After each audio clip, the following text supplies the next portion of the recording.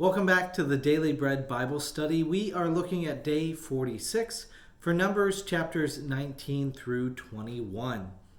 So here we will see some conflict within the Israelite community, and then conflict against some of the other nations that they would hope would be hospitable, but turn out not to be. In Numbers chapter 19, we begin with the ceremony of the red heifer. This is, in verse 9, called a purification offering. And in verse 3, we learn, "You shall give it to the priest Eleazar." This is notable because Aaron, the high priest, dies in the next chapter. So in Numbers 19, verse 11, it says, "Those who touch the dead body of any human being shall be unclean 7 days. They shall purify themselves with the water on the 3rd day, and on the 7th day, and so be clean. But if they do not purify themselves on the 3rd day and on the 7th day, they will not become clean." This is the law of someone who dies in a tent. In Numbers 19, verse 14, there are two things, a lot to be done with two things, ashes and with water. In Numbers 19, verse 17, "For the unclean they shall take some ashes of the burnt purification offering, and running water shall be added in a vessel." And in verse 20, "Any who are unclean but do not purify themselves, those persons shall be cut off from the assembly, for they have defiled the sanctuary of the Lord. Since the water for cleansing has not been dashed on them, they are unclean." In chapter 20, we get to hear the story of the waters of Meribah, which was talked about in Exodus 17, day 21 of our Daily Bread Bible study. So we get to hear about that again. In Numbers 20, chapter 1, it says, "The Israelites, the whole congregation, came into the wilderness of Zin in the 1st month, and the people stayed in Kadesh. Miriam died there and was buried there." Continuing on in verse 2, "Now there was no water for the congregation, so they gathered together against Moses and Aaron. And the people quarreled with Moses and said, 'Would that we have died when our kindred died before the Lord.'" The word again here is quarrel. It's the translation, Meribah is quarrel. And it mentioned in day 14 and day 21. And that word deals with more than just bickering or complaining. It implies physical blows with the fist, as Exodus 21 verse 18 kind of speaks to. This physical and implied physical aggression. In the New Testament, the word is translated as abuse, describing what Jesus endured during the events surrounding his crucifixion. So in 1 Peter 2:23, "When he was abused, he did not return abuse. He suffered and he did not threaten." So Jesus is not a part of the Meribah. The people directed their unhappiness at God, and they directed it instead of to God, but towards their servant Moses.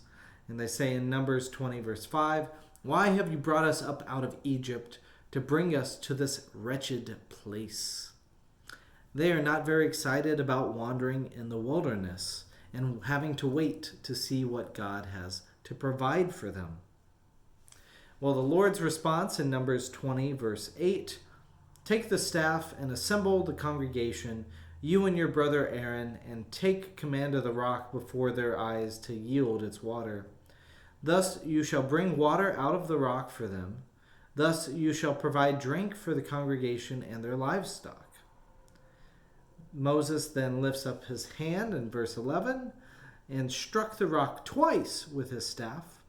Water came out abundantly, and the congregation and their livestock drank. This seems very familiar to the account that happened before, but yet there's punishment for Moses and Aaron here. What happened exactly? Why is it that they are punished? Or is this just an explanation that they would die before they get to the promised land? Well, in Numbers 20, verse 12, it says, But the Lord said to Moses and Aaron, "Because you did not trust in me to show my holiness before the eyes of the Israelites, therefore you shall not bring this assembly into the land that I have given to them." This is an especially hard blow for Moses, who has led the people all the way here, and that has been his desires to see the promised land. But here, God says God has had enough. So, what is going on in that text? I don't exactly know. It seems a little different than the way it was formed in Exodus. But anyways, they going towards the promised land. They want to go through the land of the Edomites. They seek passage through the territory of Edom and are refused twice. This is even after Moses tells their story to the Edomites, hoping for sympathy from their long-lost relatives. But the Edomites are afraid and refuse. Just recall, so Edom was the word used for Esau, and so Jacob was the father of the 12 tribes of Israel. So the Edomites and the Israelites are very much connected and connected by relation. So instead of that, they are seen as outsiders and people who don't belong. In Numbers 28:18, it says, "The Edomites said to them, 'You shall not pass through, or we will come out with the sword against you.'" And then for a second time, the Edomites actually do send out men ready for battle. And so the Israelites leave. There in Numbers 20, we see the death of Aaron. And in verse 23, it picks up and says, "Then the Lord said to Moses and Aaron at Mount Hor, on the border of the land of Edom, 'Let Aaron be gathered to his people, for he shall not enter the land I have given to the Israelites, because you rebelled against my command at the waters of Meribah. Take Aaron and his son Eleazar, and bring them up to Mount Hor. Strip Aaron of his vestments, and put them on his son Eleazar. But Aaron shall be gathered to his people, and shall die there.' Moses did as the Lord had commanded. They went up to Mount Hor in the sight of the whole congregation, and Moses stripped Aaron of his vestments and put them on his son Eleazar, and Aaron died there on the mountain top. Moses and Eleazar came down from the mountain. And while all the congregation saw that Aaron had died, all the house of Israel mourned for Aaron 30 days. This includes the golden calf idolatry, which was permitted by Aaron. It happened at the waters of Meribah in Exodus 17 and Exodus 32. So this could be another reason why he is not permitted to go into the promised land. Moving on to chapter 21. Well, why does this message about Aaron not entering the promised land matter? Well, it's mainly because they are getting close to the promised land. The people of the promised land want to fight the Israelites, the inhabitants who are staying there, even though they're not, from the Israelites' perspective, having a divine right to be there.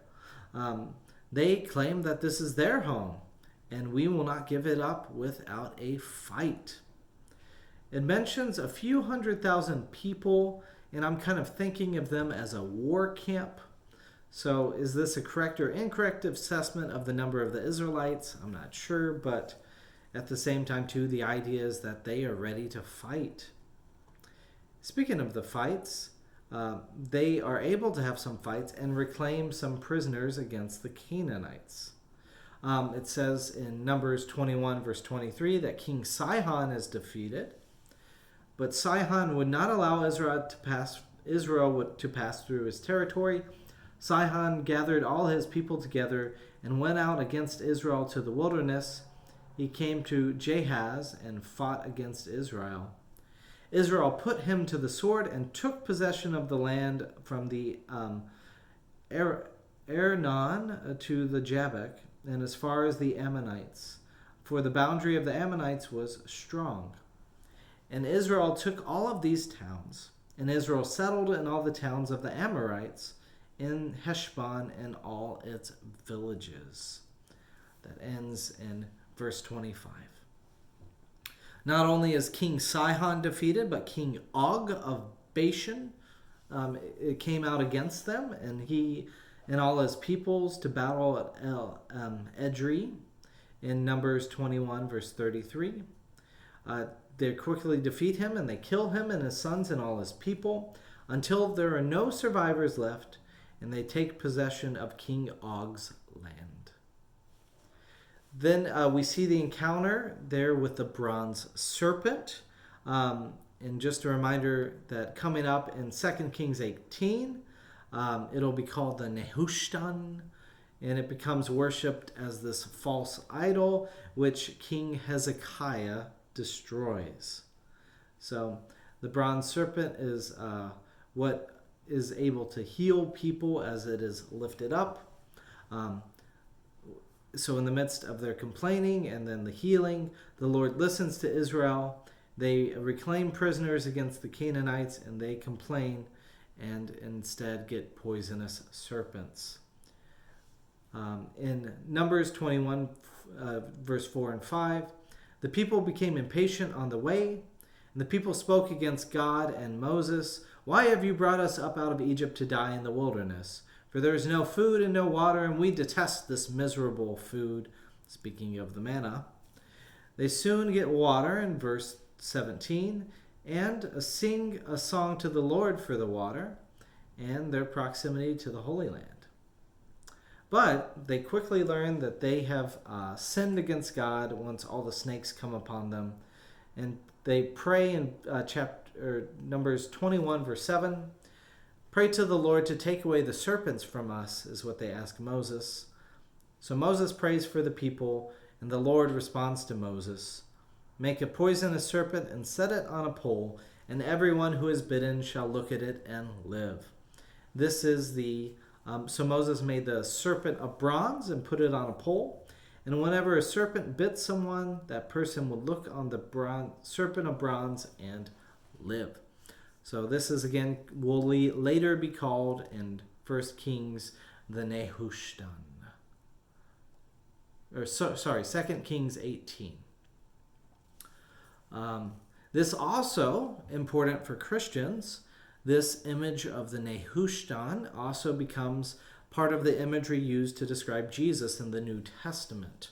So in the Gospel of John, chapter 3, verse 14 through 16, so John 3:16 is in here. "And just as Moses lifted up the serpent in the wilderness, so must the Son of Man be lifted up, that whoever believes in him may have eternal life. For God so loved the world that he gave his only Son, so that everyone who believes in him may not perish, but may have eternal life." So Jesus becomes this Nehushtan. It becomes this bronze serpent, the one which is lifted up by God in order for the healing of the people, even when they are bitten by things that are poisonous to them. That includes greed and idolatry and adultery and all sorts of challenges that can come. But the hope is for us that we can learn from some of these stories and be able to see, that God has expectations for us, and that we can choose to make choices in order to serve God and serve our fellow neighbors and be raised up and lift that up, just as Jesus was lifted up for us. So here ends the Daily Bread. I look forward to discussing more of it tomorrow.